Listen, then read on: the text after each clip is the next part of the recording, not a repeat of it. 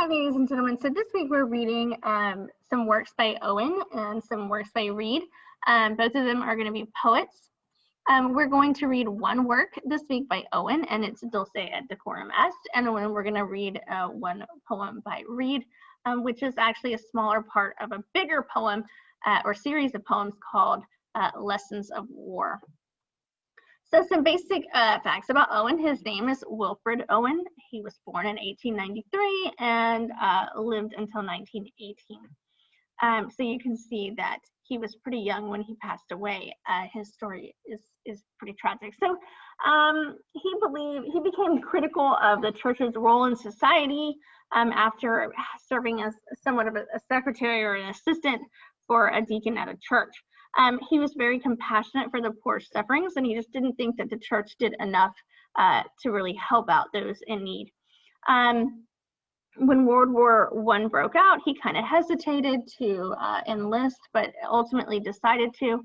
And so he was an officer in World War I between January and May of 1917. He did get injured, and so he was out of the war for a long period of time. He suffered from shock, and he suffered from nightmares.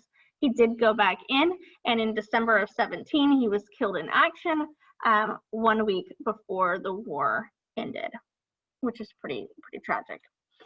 In Dulce et Decorum Est, I want you to think about what is he saying about the war in general. He's speaking to Jesse Pope. If you look at the bottom, at the footnote at the bottom of the page in the textbook, what is he trying to tell Pope?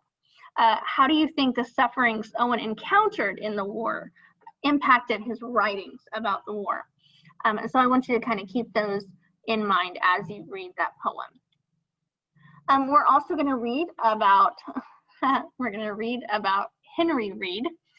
He was born in 1914, died in 1986. He served for 1 year in World War II, although he wasn't really a frontline soldier. He was more helping with recruits and training.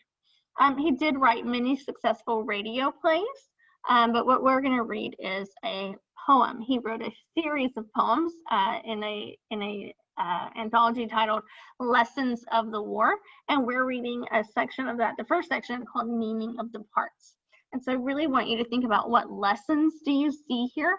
What war is Reed privately fighting? And for more information about that, you can look at the introduction in the textbook of Reed himself. And then what is the point of this section of a much longer poem? Why did he write this section? What does it have to do with anything? And so if you have any questions, you do have a discussion post on this week and a quiz. But if you have any other questions, contact me. Either ask me in class, or come stop by my classroom, or email me. Either way, let me know, and I will be happy to help you. Y'all have a great day.